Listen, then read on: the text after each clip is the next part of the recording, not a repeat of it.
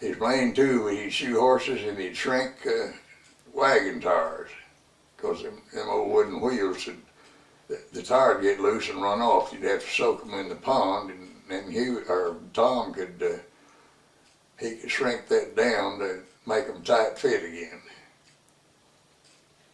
And anybody that could do all he done had to be Superman, because I don't believe I could ever stood that kind of work that long. And he'd shoe them horses. That's hard work. That ferry bit was hard work. Any of that blacksmithing was. And that, I believe that blacksmith shop is sitting about where the lodge hall is now, somewhere right close to that. It was on Main Street anyway. And what doctors were there? Dr. Robinson. And he's the one that had he had a 1937 Chevrolet. And in cold weather, when he started wide open, sounded like. And how in the world it hung together, I never did know. Doctor and Susie Robinson. Doctor, I can't remember his first name. He had a croquet court there too, come to think of it, and everybody would go down there. The seniors would play croquet. The kids, all you get to do is watch. You don't get to play. And as long as you won, you could keep your mallet. But as soon as you lost, you sat down, somebody else took over. That's it. That was their rules. And that was quite a drawing card there, really.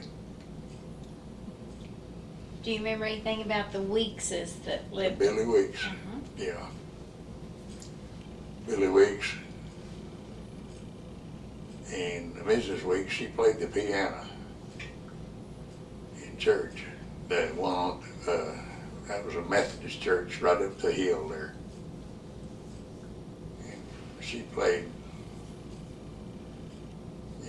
she played right here. And Melba Dees, when she'd get a hold of the piano, it sounded like a different machine. She was from this end to this end. And they said, well, that's not the same piano that Mrs. Weeks is playing. And I said, yeah, it is. She got a different player. But Melba Dees could get with the piano now. JoJo was, of course, the mechanic under the hill there, Joe Mackey. And then Clint Davis had a cannon factory down there across from him for a while, and then he moved it up, I believe there's a gas station there now, on the east side of the road. And then Henry Hale put in a sawmill down there. And he was sawing, he was working for Jack Daniels. He was sawing white oak barrel staves, because that's what they cure that Jack Daniels whiskey in, white oak, and he couldn't reuse it. You have to have new ones every time. I forgot about the Hales, but there was 3 or 4 of them. Let's see, there was Henry and Claude and Jean, and Ruth was a girl. Gene, he was the age of my 2 older brothers. Him and Gene and Tony Brown used to be at our house a bunch when the big boys were, they was teenagers and they was doing their thing. Gene had an old Plymouth car and there slick tires on it, and he drove it all summer. He never had a flat. I don't know how in the world he did. But you couldn't get tires and you couldn't get gas. And this was during the rationing. And he'd also he'd haul the saw logs in where they was cutting them. They was depleting the white oak population around there pretty good to keep his sawmill going. Do you know which one stayed the longest? Because we had one of the Hale kids come to the Cincinnati reunion, Charlene. Charlene, let's see. You know, I really don't. I don't know.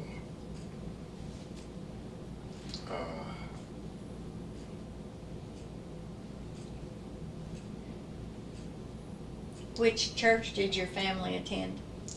The Methodist church on the up the hill there.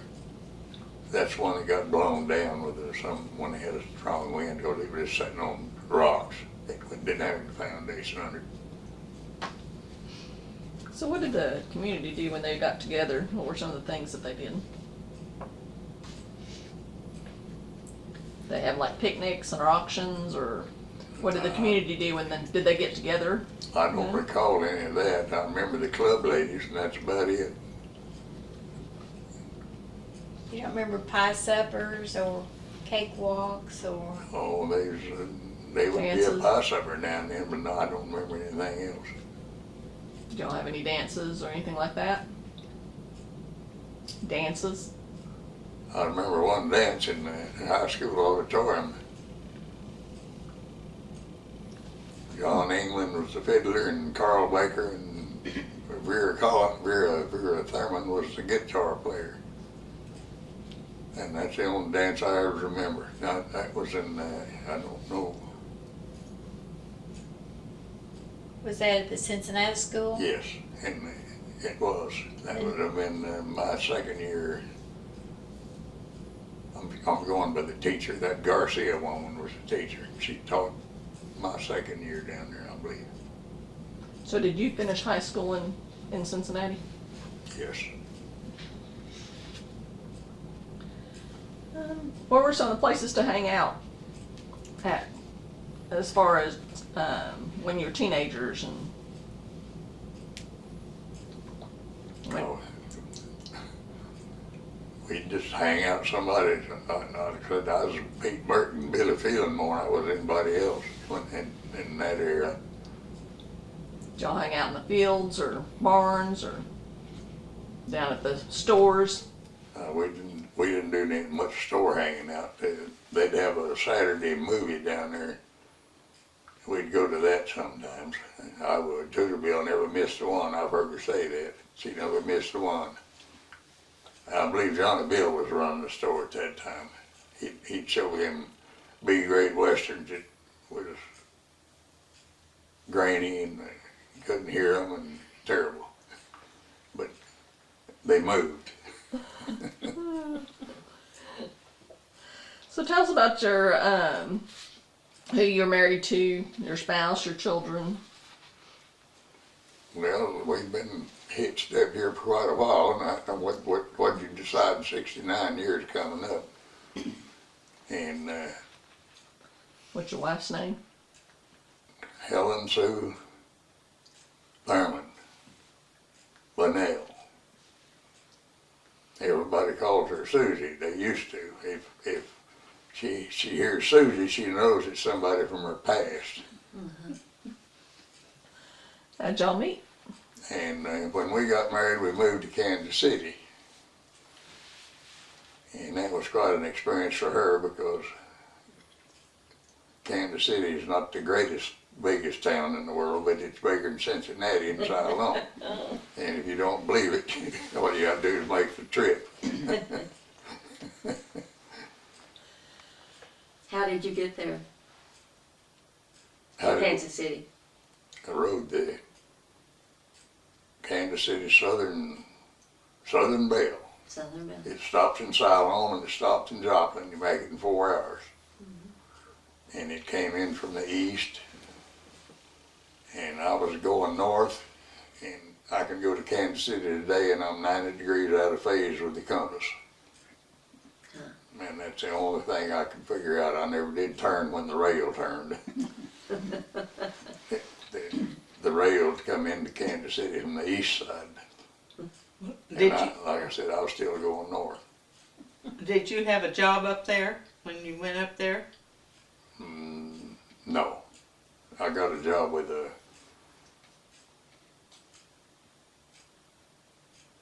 I was helping the guys, working for, they called it an oil company. What they was doing was taking out stoker coal and putting in a gas furnace and oil furnace. And I was a installer's helper, and they paid me $1.05 an hour and no overtime. And I thought that was a lot of money. It was to me. It was. So what are some of the other jobs that you've held during your lifetime? Well, I got laid off from there, and I got on at a baking company, making bread. I was a baker's auxiliary for Manor Bakery, and that was in the shipping department. I caught the hot bread from the oven, and I wrapped the bread, and I boxed the bread, and I shipped the bread. And when I left there, I was making $1.19 an hour, and that was bigger money. And then I got fired from over there because I was in the wrong place at the wrong time. And my boss, he had the PTA, that's to protect him, not me. So I got kind of tossed to the wolves on that one. And the draft age was getting on me, and I went out to Chevrolet in Kansas City. And the guy said, well, I can't hire you because you're draft age. I said, well, okay. And he kind of raised my hackles up, so I jumped up there, and I said, well, I guess I'll be going, but I want to speak my mind before I leave. I said, I don't understand how that you'd let me go put my life on the line for you, and I'm good enough to fight for the country, but I ain't good enough to work in the country. And he said, well, wait a minute. He said, I'm gonna hire you. So that lasted for not quite 90 days, and they had a steel strike, so they laid me off. But that was $1.90 an hour. Now, I thought that was gold plated back in those days. That was a lot of money in those days. And when I came back, I got drafted, of course, right shortly after that. And Diane wanted me to tell a story on that.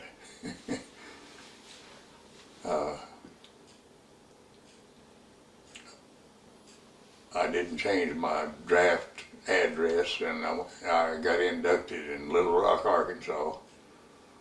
They loaded 400 of us up and shipped us to Fort Sill, Oklahoma for processing, they called it. And they give you a little test to see what they call it a proficiency test. Well, when I hit the Morse code, it was real slow, and I made a pretty good score on that. And out of the 400, there was 24 of us got picked to go to Camp Gordon, Georgia on a Delta DC-3 Oh my. on a ferry flight, a charter flight. And I thought that was the finest way of traveling. That was my first airplane ride. I'd never been on an airplane before. And we stopped in Jackson, Mississippi, and gassed up and went on down there, and I took 8 weeks of basic training, and I took a 16-week condensed course in 8 weeks, infantry training, because they wanted us out of there. And so consequently, there was lots of 12-hour days. And I didn't like that at all. I didn't like any part of it, but I got through, and then they asked if we was going to our next deal. And when they shipped us out, they sent us to New Jersey, and they wanted to know if anybody had their own transportation. Well, unbeknownst to me, she was going to show up in our good car we had, and they wouldn't let me off of the orders they'd already cut, so I had to ride the train in New Jersey, and she drove from Siloam to Augusta, Georgia, and then from Augusta, Georgia to Fort Monmouth, New Jersey. And we was there 6 months. I went to radio school. And but that was on the East Coast, and the shipping station was on the west coast when you went to Korea. So after school, they give me a 17-day leave, and when I went back to, had to report back to Camp Kilmer, New Jersey, which is New Brunswick. When I get there, they didn't ship me out. They just kept on, and I never could find out why. I was in a holding hole there, and they had me on the KP detail, and this one guy that I knew from Texas, he was a politician, so he said, well, I can get you out of that KP. He said, can you run a typewriter? I said, yeah, I can run a typewriter. And so he got me an office job. And then here comes the Diane story. I found out that if I worked my cards right, that there was a guy there that he had the captain stamp, and he could put me three-day passes in conjunction, which was illegal. And he'd stamp the captain's name on there, and I'd be in Kansas City from Fort Monmouth, which the 3-day pass wasn't, I think, good for a 100-mile radius or something, but there I might as well have been AWOL. I'd been treated as such, but I had got caught. But, you know, ignorance is bliss. And I didn't only get away with that once, I got away with it twice. And the last time, I'd saved my money, and I rode a Curtiss Wright C-46 charter, or a non-skid airline, they called it, from LaGuardia Airport to Kansas City Midway, international. It's Kansas City down at the bottoms anyway. And she had caught the train and met me there, and you hadn't caught the train, you drove the car up there, because it was going to pick up the car, and then I carried her back to New Jersey, and then she was there about 3 weeks, and then they shipped me out. So she had another drive by herself. Which branch were you in? I was in the Army Signal Corps, How many years were you in the military? the minimum 2. Okay, what about your children? Can you tell us a little bit about your children? Well, Stan, he came along in 1953, and he was born in Prairie Grove, Arkansas, which is a slab of concrete the last time I looked, at that hospital that used to sit there. I only remember Elizabeth was the name of it, wasn't it? Elizabeth Hospital, I believe. When I got out of the service, we went back to Kansas City, and I went back in the bakery business. Was there a year, and I had to make a career change, and we moved to Tulsa, and I went to the airplane college of Spartan Aeronautics, they called it, and I got my airplane license, and I was selling tickets. I got a job with a little feeder airline, Central Airlines. I was selling tickets, and they had DC-3s. That was the kind of airplane I'd ridden on Delta. And I sold tickets till I got my license, and then they had an opening in mechanics, so I moved to Fort Worth and worked down there for 6 months. And then they had an opening in Tulsa, and I bid back to Tulsa, and I was working the ramp with the DC-3s. And that was quite an experience, because 90% of the time I was working by myself. And we gassed the airplanes, and we cleaned them, and we fixed them when they was broke most of the time. And that was interesting. And then they'd also use me on the Bartlesville breakdown, Ponca City breakdown, Enid breakdown, Fayetteville breakdowns, you know, field trips. And it didn't matter whether it was snowy or rainy or what they expected me to go. And that was tough duty. I was needed one time 3 days for an engine change. I didn't like that, but I got stuck over there. And it rained 13 inches in July. That was in July. Rained 8 inches in Tulsa because it was flooded. I couldn't get from downtown to the airport. Bartlesville, the last bad one I had there, was 2 above zero and inch or so of snow and the north wind at 20 mile an hour. And where the cabin heater broke. And they said, the bosses in Fort Worth said, you go up there and fix that heater. I said, well, what about the engines? What do you mean? I said, well, how long has it been sitting there? And what's the temperature? And they said, well, it's about 2 degrees above zero. I said, well, them engines won't start. They've been sitting out there cold soaking all night. He said, why won't they start? I said, well, I'm telling you they won't start. The only way I can start them is I've got to take a heater with me.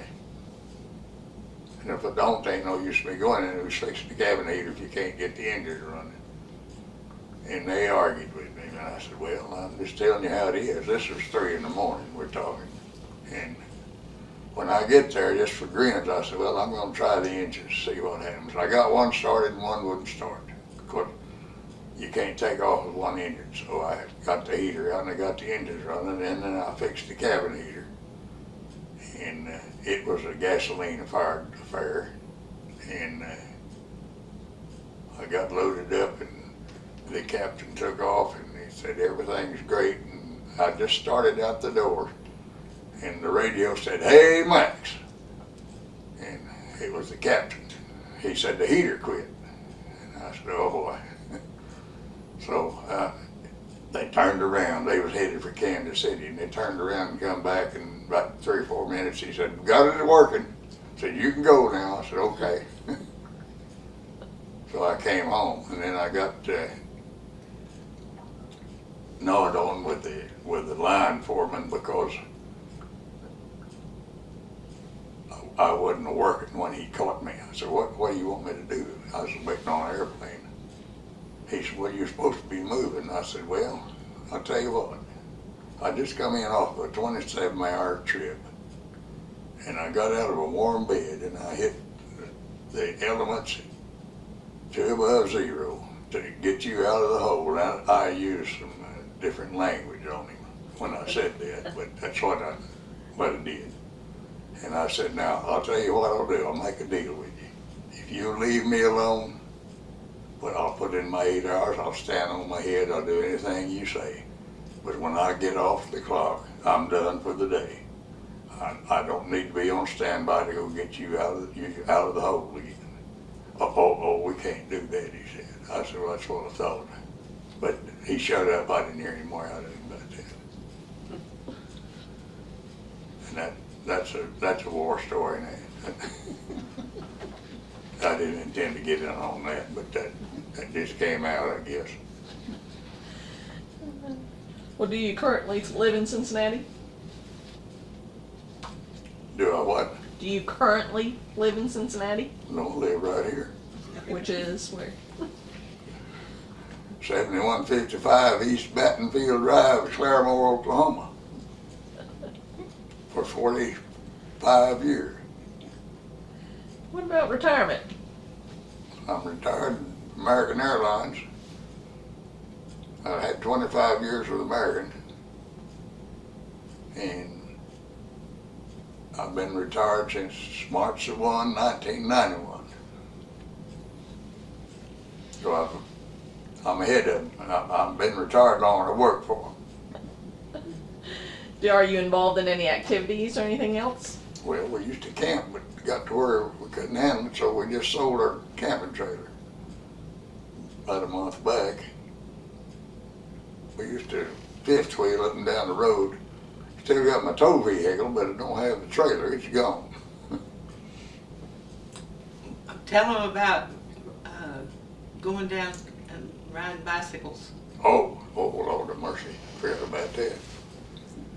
For 13 years, we would load up and go to Kerrville, Texas on a weekend, Easter weekend.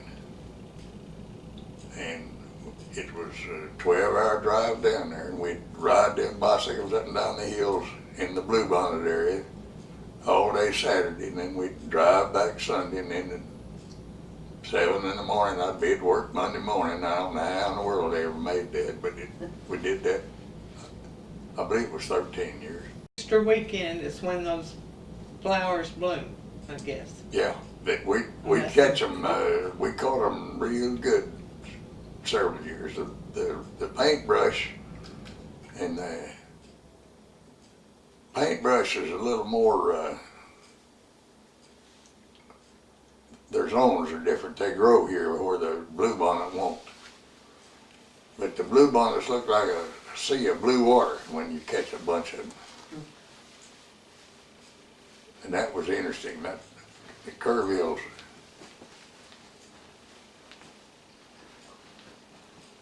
Do you need a drink or anything, or you? No, I'm all right.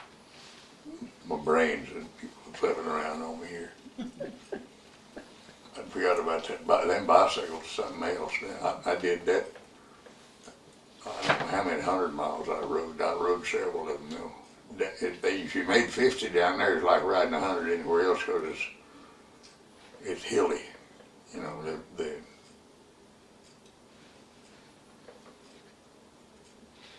but the bluebonnets, it was worth the trip. And the chief naval Pacific commander was Chester Nimitz back in the big war, and his hometown is Fredericksburg, Texas, which is just north of Kerrville, about 20 miles. That was interesting. Chester Nimitz. I know you've heard that name if you know any World War history.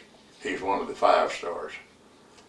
They had 7 of them, and Chester was one of the 4 admirals.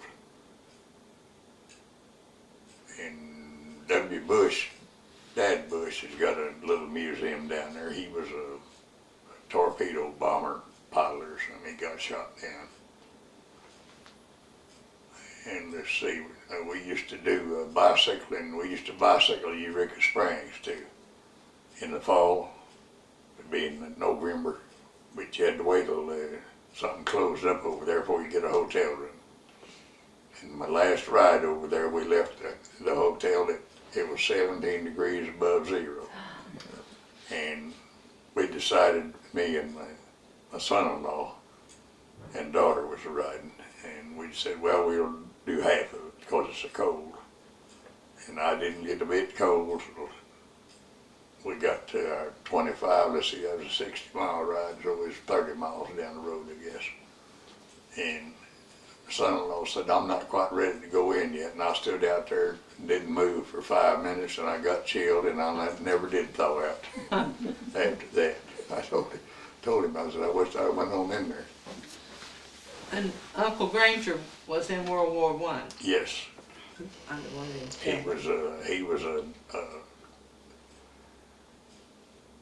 they called him a runner. He was in the medical corps, and he was a stretcher bearer. That's how they moved the wounded. They'd get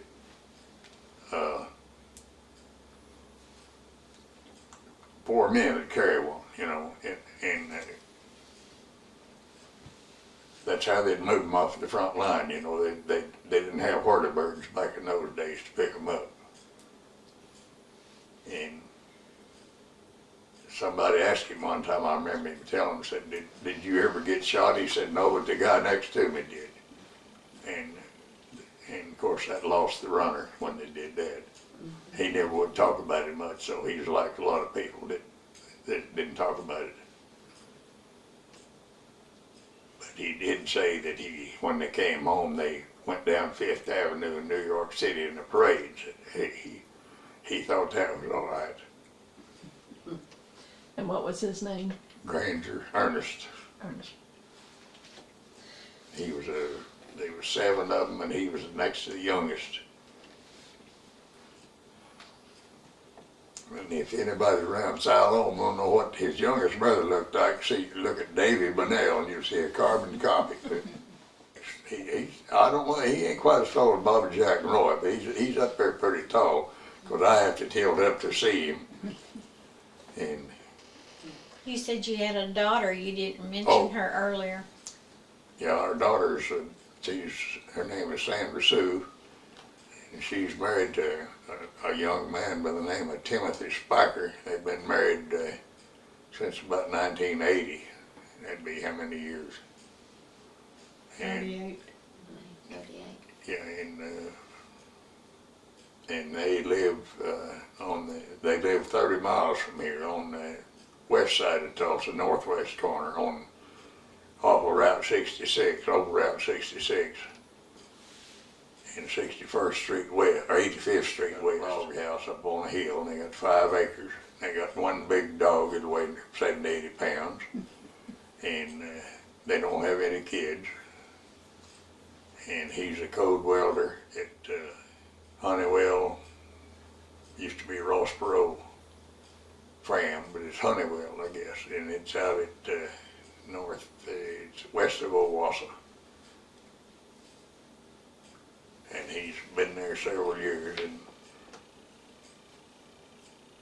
Tim is a jack of all trades. He can do woodwork, and he can do mechanical work, and if you need any welding, he's the best. Is there anything? Well, she had, Go ahead.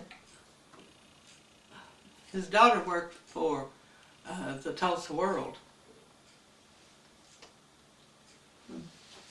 She worked, how many years was it? 38? Yes. Okay.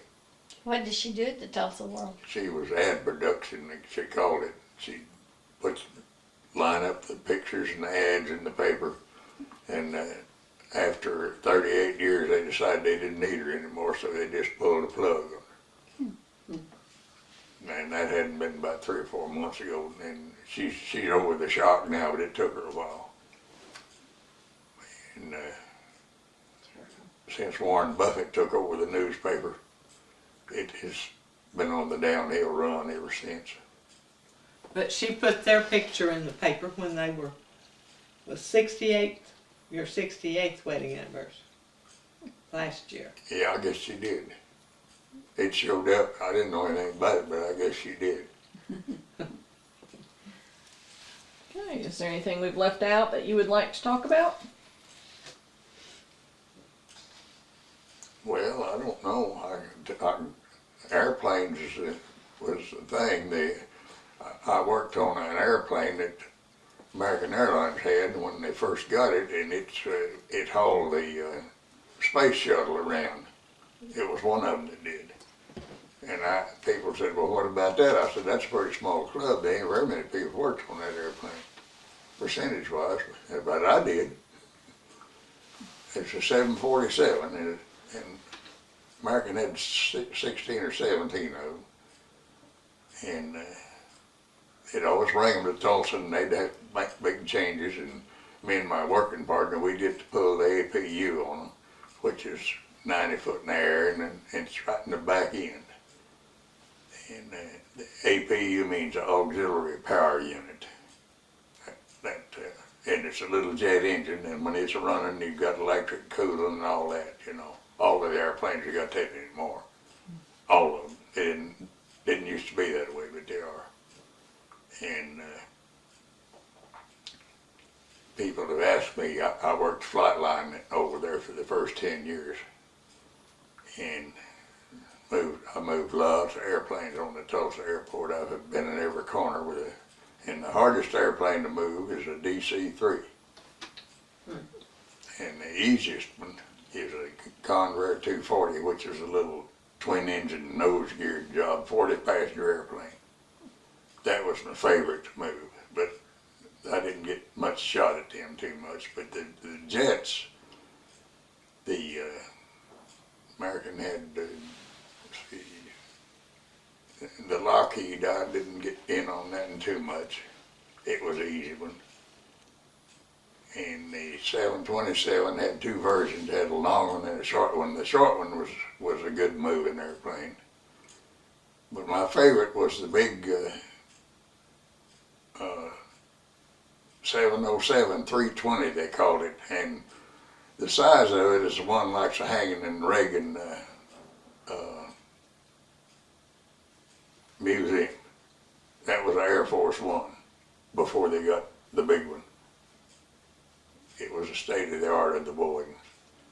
And that was always my favorite mover on the Boeing, on the big ones. Well, there's lots of people that's they're moving them big airplanes around on the airport. At least in my 10 years there, we was changing time engines, and I was on those airplanes I was in on at least 500 engine changes. That's a bunch. Yes. Okay, well, why don't we take a break All right. and let everybody move around I for a little hope I bit? hadn't been disappointed. I mean, people that hadn't been disappointed in my testimony here. No, no.